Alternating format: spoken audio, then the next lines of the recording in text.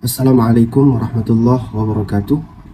Alhamdulillah, wassalatu wassalamu ala rasulillah Sayyidina Muhammad ibn Abdullah wa ala alihi wa sahbihi wa mawala.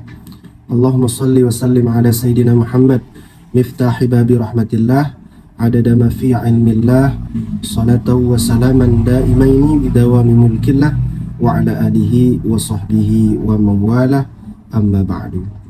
Kita bersyukur kepada Allah Subhanahu wa taala pada hari yang mulia ini kita dikumpulkan kembali di dalam majelis ilmu. Allahumma salli ala Sayyidina Muhammad. Salat dan salam sama-sama kita sanjung sajikan kepada junjungan alam Nabi besar Muhammad sallallahu alaihi wasallam, kepada sekeluarga sahabatnya sekalian, para alim ulama, ulama mutaqaddimin, mutaakhirin, serta ulama yang mu'tabar yang kami muliakan. Kepada seluruh jamaah sekalian dimanapun antum berada, semoga Allah memberikan kesehatan kepada kita semuanya. Allah mudahkan segala urusan dan hajat kita semuanya fi khairin wa lutfin wa afiyah, amin ya rabbal alamin. Pada kesempatan kali ini insyaallah kita akan melanjutkan pengajian kita yang lalu, di mana pada hari yang mulia ini kita akan membahas tentang satu fasal yang berkenaan dengan segala rukun iman. Qala al-musannifu rahimallahu ta'ala wa nafa'na bi'ulumihi amin ya rabbal alamin. Faslun arkanul imani sittatun. Satu fasal, segala rukun iman itu ada 6. Jadi sebelum kita bahas satu persatu, kita mengenal dulu apa pengertian daripada iman. Iman itu kalau secara lughah, secara bahasa Arabnya, at-tasdiq, membenarkan. Kita membenarkan dengan hati terhadap sesuatu, namanya adalah iman. Sedangkan dalam pengertian istilahnya, dalam pengertian yang lebih khususnya, dikatakan iman adalah iqbalul qalbi, menerima hati, lima ulima bid-darurah annahu min dini Muhammadin, sesuatu yang dibawa oleh Nabi besar Muhammad sallallahu alaihi wasallam.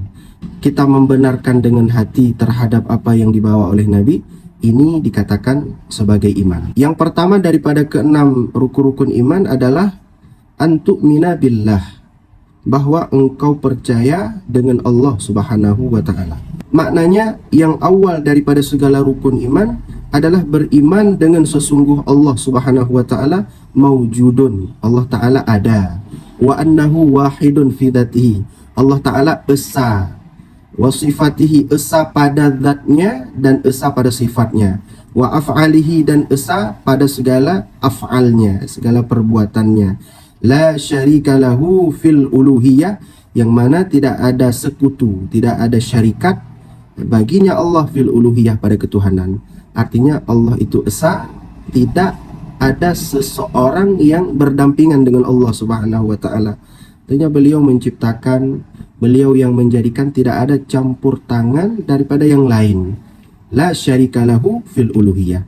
Beliau adalah Tuhan la syarik, tidak ada syarik, tidak ada kawan, tidak ada yang berdampingan fil uluhiyah, pada ketuhanannya Allah Subhanahu wa ta'ala. Kemudian wa annahu yajibu lahu ta'ala kullu kamalin yaliqu bidzatihil aliyah, dan wajib baginya Allah terhadap tiap-tiap kesempurnaan. Jadi kita yakini bahwa Allah Ta'ala mempunyai sifat yang sempurna. Kullu kamalin, tiap-tiap yang sempurna. Yaliqu bidzatihil aliyah, yang mana tiap-tiap yang sempurna tersebut layak dan pantas dengan zatnya Allah Subhanahu wa ta'ala. Kemudian wajib terhadap kita mukallaf. Dikatakan mukallaf adalah orang yang telah dibebankan hukum, baik dari laki ataupun perempuan. Tandanya bagaimana Ustadz? Dia telah balik. Balik lelaki dengan keluar mani, baliknya perempuan dengan datangnya haid. Maka dia telah dibebankan hukum syariat kepada dia. Seandainya dia beribadah, akan kembali kepada dirinya sendiri.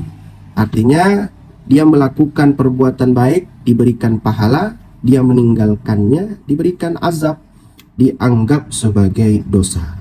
Jadi wajib terhadap seseorang mukallaf, orang yang telah dibebankan hukum kepadanya, bahwa mengetahui dari sekalian akidah iman, min aqaidil iman, pada haknya Allah Ta'ala, wajib mengetahui terhadap akidah iman pada haknya Allah Ta'ala, baik sifat yang wajib bagi Allah Ta'ala, sifat yang mustahil bagi Allah Ta'ala, sifat yang jaiz bagi haknya Allah Subhanahu wa Ta'ala, dan mengimani terhadap yang wajib, yang mustahil, dan yang jaiz tersebut.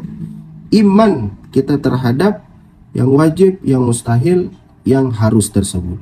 Bukan saja mengetahui, tetapi harus beriman terhadap sesuatu yang wajib, mustahil, dan harus tersebut. Fal wajibatu 'ashruna sifatan. Yang wajib bagi Allah Ta'ala ada 20 sifat. Yang pertama adalah wujud, qidam, baqa, mukhalafatuhu lil hawadis, qiyamuhu binafsih, wahdaniyah, qudrah, iradah, al-ilmu, hayah, sama, basar, kalam, qadiran, muridan, aliman, hayyan, sami'an, basiran, mutakalliman. Ini harus diketahui oleh setiap orang yang mengaku dirinya sebagai muslim, muslimah. Harus diketahui sifat-sifat yang wajib bagi Allah Subhanahu wa Ta'ala. Bahkan ada yang mengatakan kalau sampai ada orang yang tidak mengetahui, maka ada sebahagian ulama yang berpendapat tidak sah iman seseorang. Na'udzubillah min dzalik. Begitu pula sifat yang mustahil, lawan daripada sifat yang wajib. Misalkan wujud, lawannya adam. Wujud maknanya ada, lawannya adam tiada. Qidam, sedia, artinya sudah awalnya ada daripada sebelum yang lain ada. Lawannya al-huduth, makna hudus, adanya Allah setelah tidak ada. Sedangkan yang benar di situ, adanya Allah tidak didahului oleh tidak ada.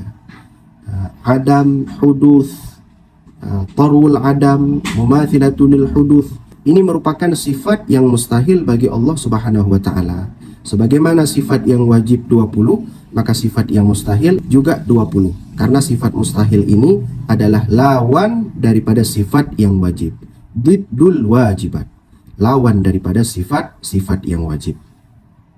Begitu pula harus kita ketahui sebagai muslim al-jaizah, sifat yang harus bagi Allah Subhanahu wa Ta'ala.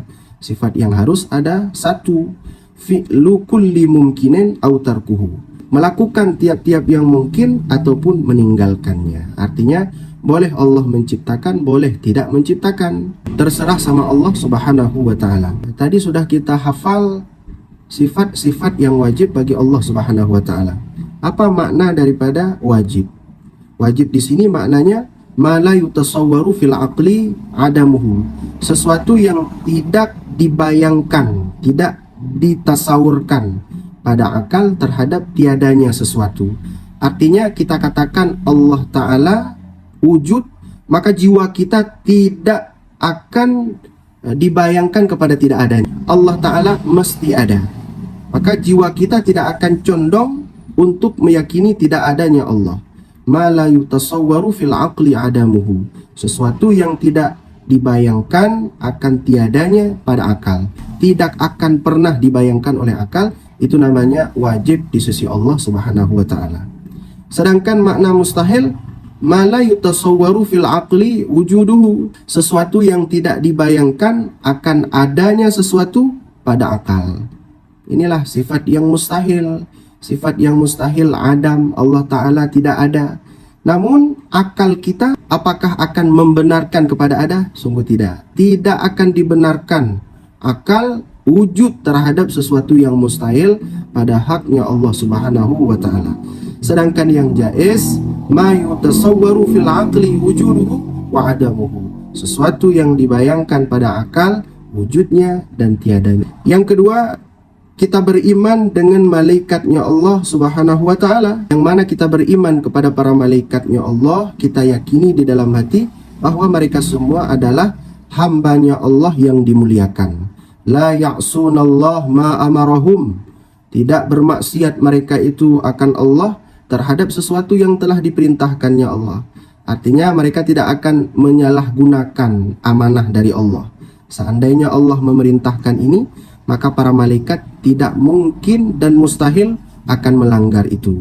Wa yaf'aluna ma yu'marun, dan mereka para malaikat akan berbuat seperti yang telah diperintahkan oleh Allah Subhanahu wa taala dalam surat At-Tahrim ayat 6. Begitu juga wajib terhadap kita yang beriman kepada para malaikatnya Allah untuk sahnya iman kita, beriman kepada jumlah malaikatnya Allah, mengetahui dan beriman terhadap jumlah malaikatnya Allah. Misalkan yang wajib kita ketahui, malaikatnya Allah ada 10. Harus kita hafal itu semua. Seperti malaikat Jibril, Aminul Wahyi, beliau menerima wahyu dari Allah. Ini adalah malaikat yang paling utama, yang terbaik. Kemudian malaikat Mikail, beliau yang menurunkan hujan. Kemudian malaikat Israfil, Al-Muwakkal bin Nafthi fis Suwar, beliau diwakilkan Allah untuk meniupkan sangkakala ketika kiamat, ketika mau datang kiamat. Kemudian wajib kita mengenal malaikat Israel, yang mana Allah mewakilkan malaikat ini untuk mencabut ruh dari manusia. Kemudian malaikat Munkar dan Nakir, yang mana keduanya akan menanyakan mayit yang berada di kuburnya. Ada pertanyaan di dalam kubur ditanyakan oleh Munkar dan Nakir. Harus kita imani terhadap malaikat ini semua. Kemudian malaikat yang keenam, Raqib dan Atid, yang mana kedua malaikat ini menulis kebaikan dan keburukan kita. Kita berjalan di muka bumi ini tidak serta-merta hidup dan meninggal. Tidak ada konsekuensi apapun, tidak seperti itu. Kita melakukan perbuatan itu baik, maka akan ditulis oleh malaikat. Dan kita melakukan perbuatan yang buruk, maka ditulis oleh malaikat. In ahsanta juzita, jika engkau berbuat baik akan dibalaskan kebaikan itu. Wa in asa'ta uqibata, dan jika engkau melakukan perbuatan jahat, bermaksiat kepada Allah, uqibata, akan disiksakan engkau. Kemudian yang ketujuh, malaikat Ridwan, yang mana malaikat ini penjaga surga. Begitu juga ada malaikat Malik. Malaikat ini yang menjaga neraka. Bagaimana sosok yang dipilih Allah Subhanahu wa taala, Ridwan, untuk menjaga surga? Tentu dengan kelembutannya, tentu dengan kebaikannya, tentu ramah terhadap hamba-hamba yang dikhususkan Allah akan masuk di dalam surganya. Dan bagaimana dipilih oleh Allah malaikat yang khusus penjaga neraka, mana ketika malaikat ini melihat satu persatu di antara hamba yang akan disiksa oleh Allah Subhanahu wa taala. Ini adalah malaikat yang wajib kita imani supaya sahnya iman kita. Selanjutnya rukun iman adalah beriman kepada segala kitabnya Allah Subhanahu wa taala. Artinya untuk sahnya iman kita juga harus mengimani dengan segala kitab yang Allah turunkan kepada segala para rasulnya Allah Subhanahu wa ta'ala.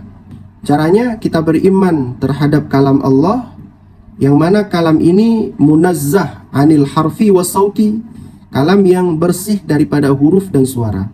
Artinya kalam yang diturunkan Allah tidak sama seperti kalam kita.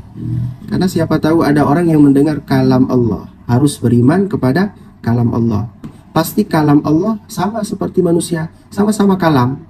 Walaupun sama-sama kalam, beda antara kalam kita dengan kalam Allah Subhanahu wa taala. Kalam kita bersuara dan berhuruf, sedangkan kalam Allah Subhanahu wa taala jauh bersih daripada suara dan berhuruf. Kemudian berapa jumlah kitabnya Allah Subhanahu wa taala? Jumlah kitabnya Allah dikatakan mi'ah wa arba'ah, 104. Pertama adalah kitab yang diturunkan kepada Nabi Syis berjumlah 50 kitab. Kemudian kitab yang diturunkan kepada Nabi Idris berjumlah 30 kitab. Kemudian kepada Nabi Allah Adam 10 kitab, dan kepada Nabi Allah Ibrahim 10 kitab, dan Taurat kepada Nabi Musa, Zabur kepada Nabi Daud, Injil kepada Nabi Isa, dan Al-Quranul Karim kepada Nabi Muhammad Sallallahu Alaihi Wasallam, jumlahnya 104. Maka ini harus kita ketahui. Ya, kadang mungkin ada di antara kita yang belum mendengarkan, maka setelah belajar ini kita hafalkan semua kitab yang diturunkan Allah, dikatakan kitab samawi, berjumlah 104. Kemudian rukun iman juga berimannya kita kepada segala rasulnya Allah, yaitu para nabi yang telah diperintahkan dengan menyampaikan sesuatu yang telah diwahyukan kepadanya. Di mana perbedaan rasul dan nabi? Kalau Rasul, beliau mendapatkan wahyu dari Allah namun tidak menyampaikan kepada orang lain. Kalau Nabi, beliau mendapatkan wahyu dari Allah dan tidak diperintahkan untuk menyampaikan kepada umatnya. Cukup mengamalkan untuk dirinya sendiri. Sedangkan Rasul, beliau menerima wahyu dari Allah dan beramal untuk diri sendiri, juga diperintahkan untuk menyampaikan kepada umatnya. Makna beriman dengan mereka itu para Rasul, bahwa Allah Subhanahu wa Ta'ala telah mengutus mereka itu kepada sekalian makhluk supaya memberi petunjuk kepada mereka itu makhluk, dan kita yakini ada mukjizat pada diri Rasul tersebut dari Allah Subhanahu wa Ta'ala. Kita membenarkan itu, yang mana itu adalah hamba pilihannya Allah Subhanahu wa Ta'ala, tentunya tidak sama seperti manusia biasa. Kemudian jumlah para rasul semuanya ada 313. Namun yang wajib kita beriman kepada Rasul tersebut secara tafsilnya, secara rincinya, yaitu 25 sahaja. Kemudian yang wajib bagi Rasul ada 4. Dan ini juga wajib kita imani. Yang pertama as-sidqu, benar, seorang Rasul itu benar. Wat-tablighu, menyampaikan. Wal amanatu, amanah terhadap apa yang diberikan Allah. Wal fitanah, dan beliau cerdas sehingga mampu untuk memberikan hujjah kepada orang-orang yang tidak percaya terhadap Allah Subhanahu wa Ta'ala. Dan mustahil daripada sifat tersebut ada 4. Diddul wajib, sebalik daripada yang wajib kepada para rasul, ada al-kidbu, yaitu dusta, wal kitman, menyembunyikan, wal khianah, dan baladah, yaitu bodoh. Maka ini mustahil adanya pada rasulnya Allah Subhanahu wa Ta'ala. Kemudian rukun iman selanjutnya adalah al-yaumil akhir, beriman kepada hari kiamat. Artinya beriman kepada adanya hari kiamat. Kita hidup di dunia sementara, akhirat selamanya, itu kita imani. Seberapapun kenikmatan kita miliki di dunia, pasti akhirnya akan dihadapkan dengan hari kiamat. Akan kita pertanggungjawabkan di hadapan Allah apa yang telah kita lakukan di dunia ini. Maknanya apa? Makna beriman terhadap hari kiamat, kita yakini maujudun, hari kiamat itu ada.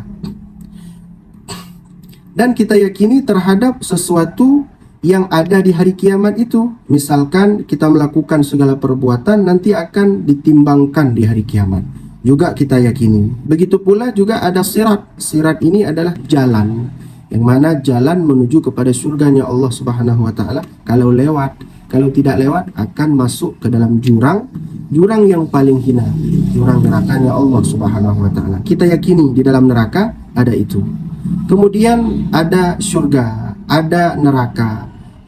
Kita yakini juga ada soal 2 malaikat, soal Munkar dan Nakir. Kemudian kita yakini nikmat di dalam kuburan dan azabnya kuburan juga wajib kita yakini dan imani, bahwa tidak serta-merta kita masuk ke kuburan, kita masuk ke tanah dan jadi tanah. Tidak seperti itu. Kita manusia yang telah diciptakan oleh Allah Subhanahu wa Ta'ala, yang baik tetap akan dibalaskan kebaikan di dalam surga berupa nikmat Allah, yang tidak baik tetap akan dibalaskan azab Allah Subhanahu wa Ta'ala. Dan yang terakhir, rukun-rukunnya iman adalah beriman kita terhadap qadari khairihi wa syarrihi minallahi ta'ala, beriman kepada qadar baiknya dan buruknya dari Allah Subhanahu wa Ta'ala. Artinya ketentuan yang berlaku kepada kita di dunia, artinya ketentuan Allah yang telah berlaku di dalam diri kita. Misalkan kita hari ini begini, besoknya begitu, semuanya ketentuan dari Allah Subhanahu wa Ta'ala. Allah yang menciptakan kita, pasti Allah tahu apa yang terbaik kepada kita. Tidak ada yang kebetulan di dalam kehidupan manusia, melainkan itu semua adalah takdir dari Allah Subhanahu wa Ta'ala yang harus kita imani bersama. Maknanya yang terakhir daripada rukun iman, iman kita terhadap segala sesuatu tidak akan terjadi, melainkan Allah telah takdirkan kepada kita, baru akan terjadi. Dan mustahil terjadi sesuatu yang Allah tidak menakdirkan, yang Allah tidak menentukannya. Mana mungkin terjadi. Semoga Allah mudahkan segala urusan dan hajat kita. Allah takdirkan kehidupan kita di dalam kebaikan. Allah takdirkan kita semuanya menjadi hamba yang baik, hamba yang bersyukur atas nikmat Allah, hamba yang selalu terima dan ikhlas terhadap aturan dan takdir dari Allah Subhanahu wa taala. Maka inilah pengajian kita pada kesempatan kali ini. Mudah-mudahan Allah memberikan keberkahan di dalam kehidupan kita. Allah mudahkan segala urusan dan hajat kita. Allah tingkatkan kualitas ibadat kita dengan semakin meningkatnya ilmu pengetahuan di dalam kehidupan kita. Wassallallahu wasallam ala sayyidina Muhammad wa ala alihi wa sahbihi ajma'in. Walhamdulillahi rabbil alamin. Assalamualaikum warahmatullahi wabarakatuh.